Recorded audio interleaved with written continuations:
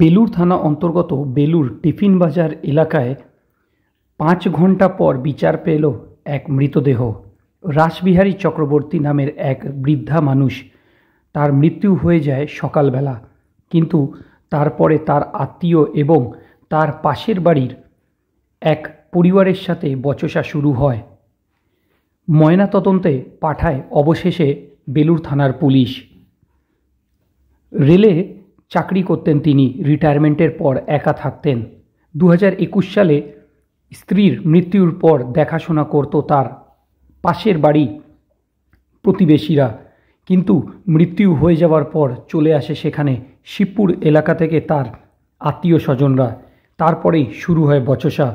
অবশেষে সেখানে বেলুড় থানা এসে তৎপরতা দেখায় এবং ফের সেই মৃতদেহকে নিয়ে যাওয়া হয় রেল হাসপাতালে। সেখান থেকে ময়নাতদন্তে পাঠানো হবে বলে জানিয়েছে প্রাথমিকভাবে যেটা জানা গেছে।